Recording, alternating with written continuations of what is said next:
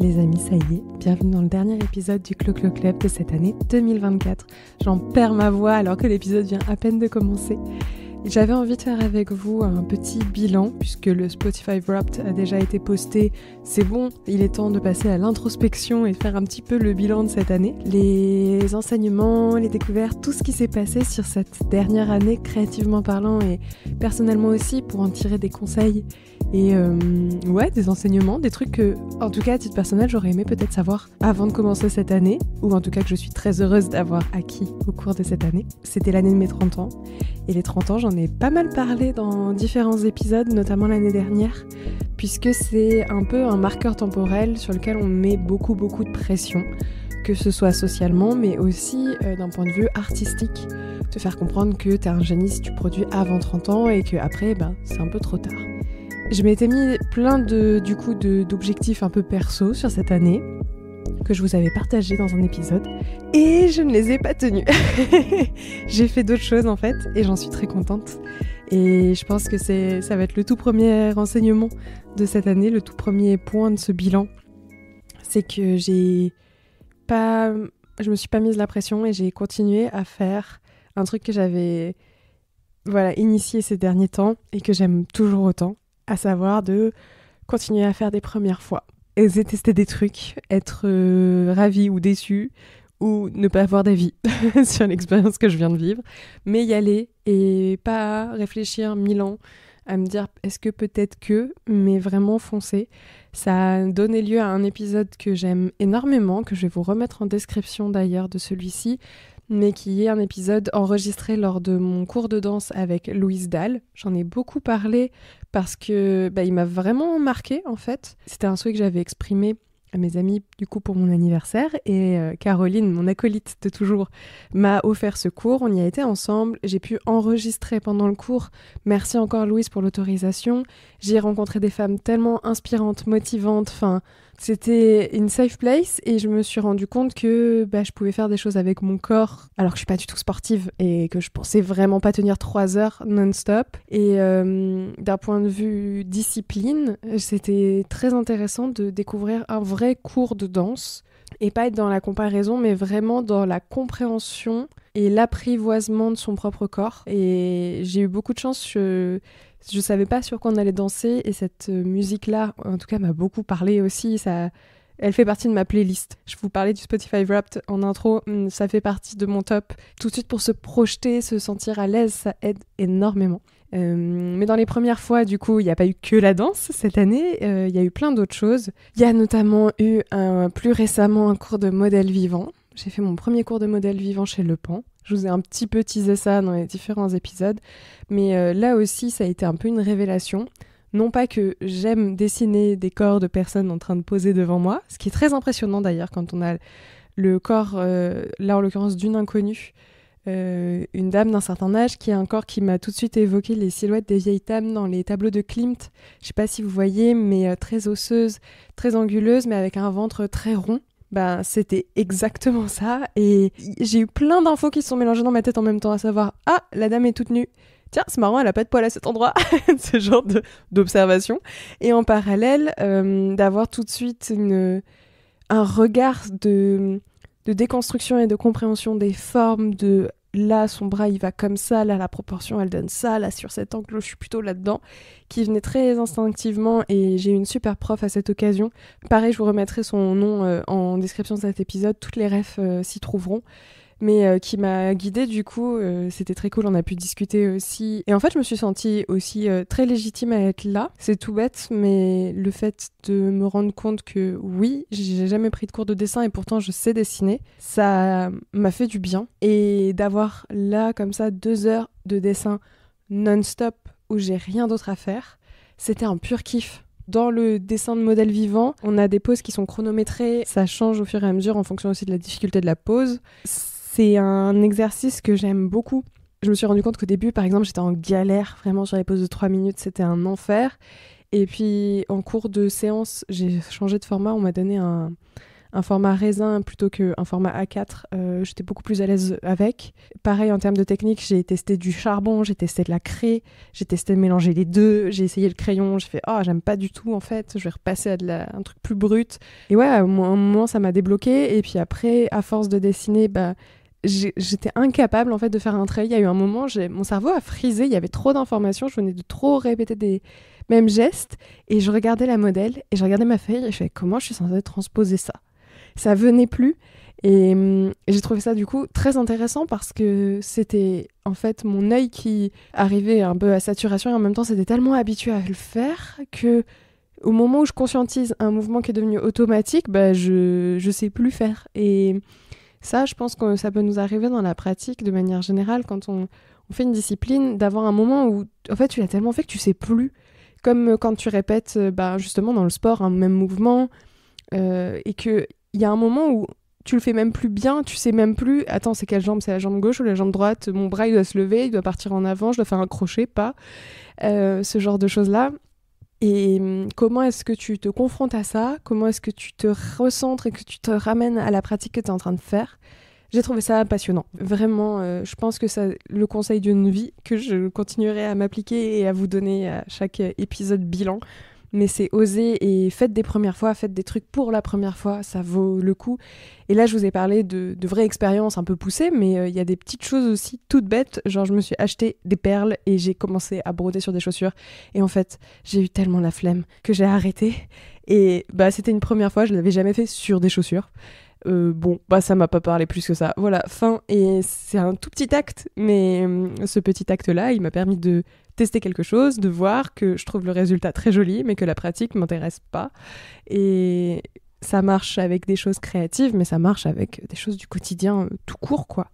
Et en parlant du coup des premières fois et de la pratique, cette année, je me suis à l'inverse rendu compte d'un truc, c'est que je ne peux pas tout faire. J'en ai bien conscience et c'est pas nouveau, mais cette année, j'ai été vraiment confrontée à ça et j'ai dû faire preuve de lâcher prise par rapport à ça. Hiérarchiser aussi un peu plus ce que j'avais envie de faire vraiment ou pas. Ça a été une année très longue, ça a été une année très compliquée émotionnellement sur certains plans parce qu'il y a eu beaucoup de fatigue, de pression accumulée et j'ai été très sollicitée, pas forcément aux endroits où j'avais envie de l'être. Et forcément, je me suis priorisée et j'ai levé le pied sur certains trucs.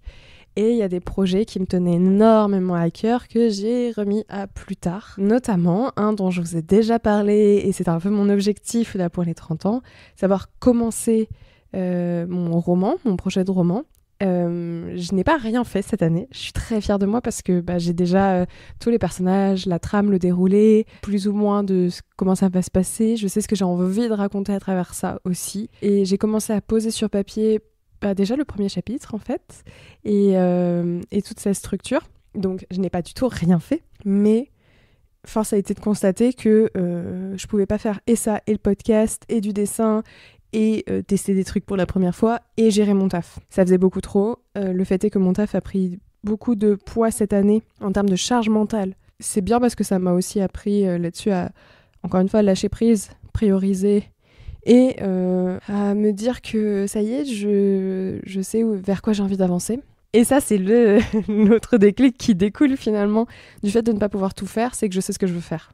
Et ça, c'est fou. Si vous avez écouté, j'avais fait un épisode l'année dernière avec mes amis où on se disait « Tu te vois où dans 10 ans ?» C'est une question hyper vague. En plus, dans 10 ans, c'était volontaire. Je voulais vraiment qu'on ait cette distance temporelle au moment où on enregistrait parce qu'en 10 ans, il peut se passer tellement de choses. Mais moi, la première, j'étais incapable de répondre à cette question. J'avais des pistes, mais c'était flou. Il y avait des trucs que j'assumais plus ou moins. Ça se mélangeait et c'était un peu le brouhaha. Comme le podcast finalement, où je vous parlais de plein de sujets qui me tiennent à cœur, mais j'arrivais pas à trouver le fil rouge qui les unissait. Et ça y est, cette année, j'ai réussi avec le podcast, vous l'avez vu, maintenant on parle vraiment de créativité, ce qui me permet de vous parler des mêmes sujets qu'avant, mais avec ce prisme-là, ce qui permet à tous les nouveaux auditeurs et auditrices, d'ailleurs vous êtes super nombreux à être arrivés cette année, merci énormément. Ça vous a permis, je pense, de mieux saisir aussi ce que je fais et ce que je vous raconte, et de découvrir un peu plus les épisodes plutôt que d'en écouter qu'un et ensuite partir, ce qui permet de créer une communauté, mais ça j'y reviendrai un petit peu plus tard. Et en même temps, du coup, sur le perso, plus, créativement parlant, toujours parce que, en tout cas moi je le lis à mon ADN à proprement parler, ça m'a permis d'y voir plus clair aussi et d'avoir des ambitions très marquées, des ambitions qui étaient déjà là mais juste qui n'avaient pas vraiment de plan d'action. Je sais ce que j'ai envie de développer et vous allez le voir de toute façon dans les mois à venir, ça je vous le garantis. J'ai envie d'assumer plus le dessin. Vous l'avez compris avec le cours de modèle vivant, donc de nu que j'ai fait, je me suis redonné cette légitimité au dessin. Et là, je me force par exemple à faire des petits portraits / résumés dessinés de mes invités, quand j'en ai, que vous pouvez retrouver sur mon compte Instagram. Et c'est des dessins que je fais en 15 minutes, donc c'est pas du tout hyper propre, hyper léché. Et c'est un style de dessin que j'ai qui est mon style de dessin rapide, un peu BD, et voilà. Et j'ai envie de le montrer. L'écriture, je sais qu'elle va prendre plus de place bientôt. Le podcast, je lui ai redonné une ambition. Et à titre pro et perso, pareil, j'y vois plus clair. Il y a eu un moment où, par exemple, pour l'anecdote, je pensais déménager parce que je me sentais à l'étroit à Paris, que je commençais à étouffer, il y a vraiment trop de monde, ça change pas, par contre. Et j'avais pensé à partir, j'avais pensé à plein de villes différentes. À un moment, j'ai pensé à Bordeaux, ensuite j'ai pensé à Lille, j'ai pensé à Bruxelles. Et Bruxelles, c'est la dernière ville en date où j'ai été exprès passer 4 jours toute seule en me disant « vois comment ça se passe, est-ce que tu arrives à te projeter ?» Et en fait, en arrivant là-bas, je me suis projetée à Paris. Ça m'a permis d'identifier en fait qu'est-ce que j'aime à Paris, qui fait qu'aujourd'hui, ça colle avec la vision de ce que j'ai envie de faire, de qui j'ai envie d'être, de comment j'ai envie de le développer. Et quels sont les points bloquants. Les points bloquants, il y en a qui sont indépendants de ma volonté, mais je peux un peu y échapper. Par exemple, prendre le métro, qui est un enfer à Paris, je le prends beaucoup moins parce que j'ai la possibilité de faire du télétravail. Et oui, vous ne me verrez pas monter sur un vélo à Paris. Voilà, c'est un autre sujet un peu compliqué. En parallèle, il y avait l'espace de mon appartement qui est super, mais qui n'était pas optimal sur certains trucs. En fait, j'ai listé tous les travaux que je dois faire. J'ai mobilisé des potes. D'ailleurs, je vais vous relancer bientôt. Si vous écoutez cet épisode, je n'en ai pas fini avec vous. Mais on va faire des trucs tout bêtes. Genre, il y a des joints à changer. Je n'arrive pas à dévisser toute seule le tuyau parce que ça a été vissé par un bourrin et que j'ai pas assez de force dans les bras pour ça. Donc, je vais demander de l'aide. Dans les projets là pour 2025, je vais refaire mon bureau pour avoir un vrai plan de travail beaucoup plus grand sur lequel je peux m'étaler parce qu'à l'heure actuelle... un coup il y a du pastel, le lendemain je dois tout pousser pour foutre mon ordinateur, puis ensuite repousser pour mettre le matos pour le podcast, puis ensuite à nouveau des carnets, enfin c'est une belle accumulation d'affaires. Et voilà, c'est des petits projets aussi qui permettent de tendre en tout cas vers tout ça et de mettre en place pour que ça se fasse facilement. Cette connaissance de ce que j'ai envie de faire, comment le faire et autres, elle a aussi été nourrie fortement par tout l'impact que vous avez eu sur le podcast cette année. Je pense que vous vous en rendez pas compte. Vous êtes plein de nouveaux auditeurs et de nouvelles auditrices à avoir rejoint le Clo-Clo Club alors que vous ne me connaissez pas. Déjà, ça me touche énormément. J'ai commencé à avoir des échanges avec certains et certaines d'entre vous, d'auditeuristes fidèles. Vous me faites des retours hyper touchants, hyper motivants, hyper pertinents aussi. C'est absolument génial d'avoir cet échange-là et de ne pas être seule à parler dans un micro.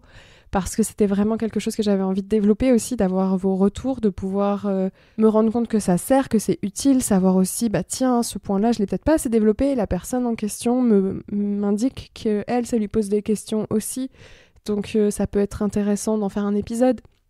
Ça m'a permis de rencontrer certaines de mes invitées de cette année, une année sous le signe des femmes, dans les invités, de manière générale, je reçois plutôt des femmes dans le podcast, tout simplement parce que c'est des personnes dont je consomme le contenu ou les œuvres et qu'en plus de ça, je trouve qu'elles sont beaucoup moins mises en avant que les mecs qui, eux, se mettent déjà en avant entre eux dans des podcasts de mecs. Donc c'est un parti pris aussi. Ça veut pas du tout dire que je vais pas recevoir des hommes dans le podcast. D'ailleurs, cette année, j'en ai reçu. Mais c'est un parti pris aussi que... Voilà, j'ai envie de défendre à ma façon et ça m'a permis donc de rencontrer certaines d'entre vous. Donc par exemple, j'ai fait un épisode avec mon amie Claire qui m'a parlé du conte d'Amélie Lebloch, où je me suis dit, tiens, c'est intéressant ce qu'elle fait. J'ai été regarder, j'ai commencé à suivre un petit peu ses rendez-vous, etc. Et en fait, je lui ai écrit dans la foulée, je lui ai dit, est-ce que tu veux venir dans le podcast ? J'aimerais vraiment avoir ton approche. Et elle m'a dit oui, on a fait un épisode ensemble, puis elle-même m'a fait rencontrer d'autres personnes, elle m'a parlé du pan. Le pan, on a pu faire un épisode avec Juliette et Margot, et ainsi de suite. Et je trouve que ça se nourrit hyper bien et je fais de très très belles rencontres, aussi bien du côté de celles et ceux qui m'écoutent que du côté de celles et ceux que je reçois à mon micro. Cette année, je me suis fait clairement des copines et des copains de podcast, c'est trop bien. Je pense notamment à Léa de Trop Bonne Trop Cool, qui a un très beau podcast sur la gentillesse. Et j'ai eu le plaisir de la rencontrer en vrai à Paris, puisqu'elle habite à Lyon cette année. Et on a des discussions trop intéressantes. Et typiquement, c'est elle qui m'a un peu poussée aussi à mettre le pied à l'étrier sur de l'organisation de mes épisodes. J'ai eu la chance de recevoir gratuitement des super portraits rédigés par Milena, qui est journaliste pour La Croix et qui écoute le podcast. Ça m'a beaucoup touchée de pouvoir avoir déjà cet échange aussi, et puis de rencontrer des personnes aussi intéressantes en fait, et qui font un travail de qualité. Et vous êtes tellement nombreux et nombreuses à être talentueuses et à faire plein de trucs en fait. Merci beaucoup. J'ai aussi des conversations avec certaines d'entre vous notamment qui doutaient et qui n'osaient pas passer le cap. Et je suis contente de pouvoir vous offrir avec le podcast ce petit espace dans lequel vous pouvez vous projeter, qui va susciter des réflexions chez vous et petit à petit faire son chemin et vous amener à oser faire des trucs. Je le sens, je le vois et c'est vraiment génial. Cette année, si je liste tout le monde, en fait, je vais pas m'en sortir, mais Estine, Violette, Louise, Coraline, Clotilde, du côté de mes invités, il y a eu Nala en tout début d'année. J'ai l'impression que c'était l'année dernière, mais non, Nala, incroyable. Allez streamer ses nouveaux sons, franchement, cette meuf est pleine de talent. Chloé Thibault qui a été... Waouh, une claque franchement en termes de mentorat directement. Genre vraiment, elle m'a inspiré plein de choses, elle m'a donné plein d'envie. J'en oublie plein parce qu'en fait, vous avez toutes et tous été absolument merveilleux, merveilleuses. Et merci pour ça, merci pour tous ces échanges. J'ai encore plus envie de faire des interviews et je me rends compte à quel point surtout c'est important et à quel point vous êtes... plein d'inspiration en fait. Et je rajoute aussi à ces belles rencontres de cette année qui me nourrissent, une rencontre un petit peu différente qui sort du podcast, mais de Delphine qui est coach de vie, si on peut dire ça comme ça, qui a une formation vraiment certifiée et de santé comme l'aurait un psychologue, mais qui du coup pratique plutôt un accompagnement sur le comment mettre en place des choses plutôt que de chercher le pourquoi. Le pourquoi, c'est ce que vous allez travailler avec un psy, et le comment, c'est un truc moi dont j'avais besoin. Et en fait Delphine a su appuyer sur les bons boutons, et typiquement c'est grâce à elle qu'aujourd'hui le Clo-Clo Club a des stickers.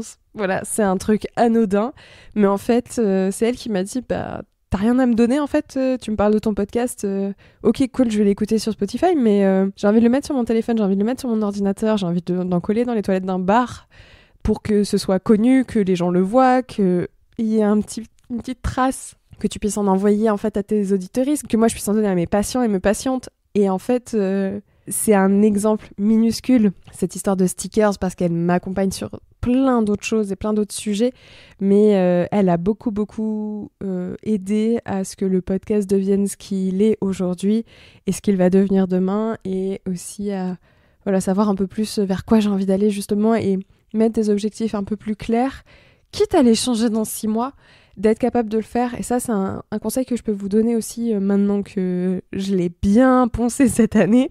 C'est bien d'avoir plein d'envies, c'est cool de s'autoriser à avoir un but. Et ça veut pas dire qu'on est enfermé dedans, ça permet juste d'avoir un vrai objectif et donc de mener vraiment des actions en ce sens. Et pas de s'éparpiller un petit peu partout et finalement il n'y a rien qui avance. Je vais vous donner un exemple avec des chiffres. Le podcast, avant que je ne définisse le fait que ça parlait de créativité, j'avais 2 fois moins d'écoute que ce que j'ai aujourd'hui. En quelques mois, ça a doublé et ça continue lentement mais sûrement. Et en fait, j'ai envie de dire, on s'en fiche que d'avoir beaucoup d'écoute, mais moi derrière, ça permet de faire grandir le podcast, donc de le faire connaître. Le faire connaître, c'est faire connaître mon travail.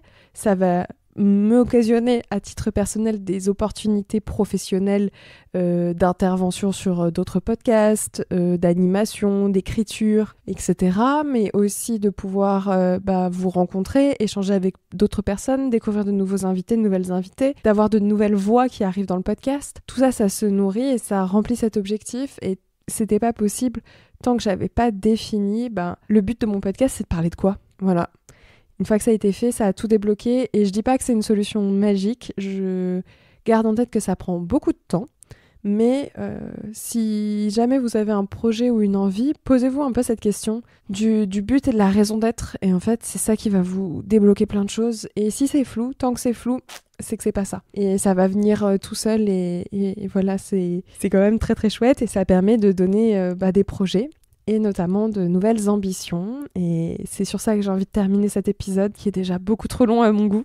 Mais j'ai envie de vous parler un petit peu de l'année prochaine, car là, je vais partir en vacances pendant 2 semaines. On va se retrouver à la rentrée, avec toujours un peu le même format pour l'instant, les mêmes formats, puisque j'ai quelques interviews d'avance qui sont déjà enregistrées, que j'ai envie de vous partager, bien sûr. Mais j'ai envie de faire évoluer un petit peu ces formats-là, et ça se fera en douceur. Ce qui est bien, c'est avec le podcast, c'est que en fait, on peut faire énormément de choses avec juste la voix et en fonction du temps alloué à ça, là, moi, l'idée, c'est d'y allouer beaucoup plus de temps l'année prochaine. Donc, de pouvoir aussi affiner la production, tester de nouvelles choses et enregistrer un épisode en public. Ce serait un peu ça, le goal de 2025.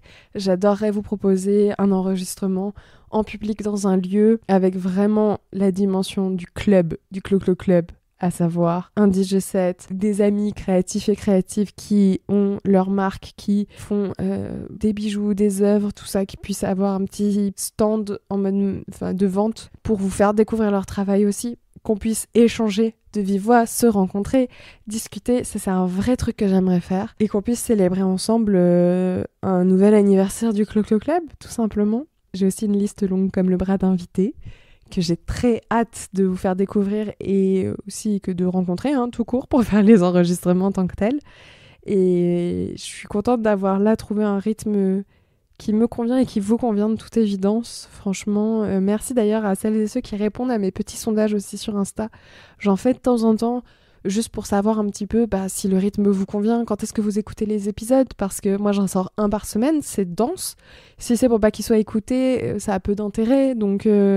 je pourrais très bien passer à un toutes les 2 semaines. Le fait est que vous êtes au rendez-vous. Le fait est aussi que même si vous écoutez en différé, vous êtes là.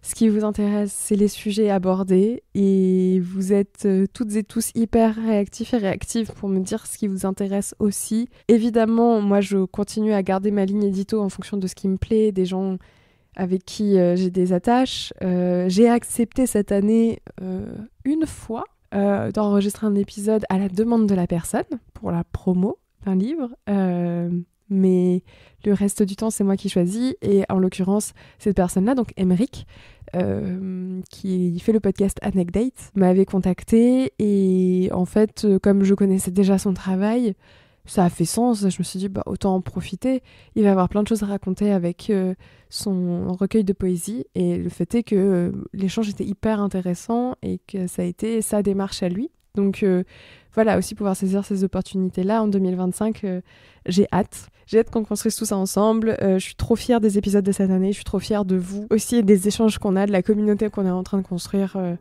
du petit club qu'on est en train de former. Et voilà, on termine cette année 2024 comme ça. Écoutez, je vais pas m'étendre davantage. Je vous souhaite de très belles fêtes de fin d'année, que vous les fêtiez ou non, que ce soit une période difficile pour vous ou non. Tirez-en le meilleur et prenez soin de vous. Vraiment, c'est le plus important. Profitez pour vous reposer, pour hiberner, pour voir vos potes, votre famille, si c'est ça qui vous ressource, votre amoureux, votre amoureuse. Prenez le temps, soufflez, on en a tous et toutes besoin. Il y a eu bien assez de choses horribles cette année, vraiment. Voilà, je vous souhaite ça en tout cas pour cette fin d'année. 2025, je vais pas dire c'est notre année, parce qu'on va se porter la poisse, mais il y a 12 mois qui arrivent. Il va y avoir moyen de faire plein de trucs en 12 mois. Si jamais ce n'est pas encore fait, je vous invite à vous abonner au Clo-Clo Club sur la plateforme d'écoute que vous utilisez. Vous pouvez me laisser 5 étoiles et un commentaire sur Spotify et sur Apple Podcast. Ça aide au référencement du podcast en fait dans l'algorithme de l'appli. Vous pouvez également partager le Clo-Clo Club autour de vous, que ce soit un épisode ou juste le podcast en tant que tel. C'est toujours très cool et moi je le vois passer quand vous faites sur les réseaux sociaux @Clo-Clo Club sur Instagram, TikTok et Threads. Et voilà, je ne vous dis pas à mercredi prochain. On se retrouve tranquillement début janvier. Je vous embrasse et passez de belles fêtes de fin d'année. Bye!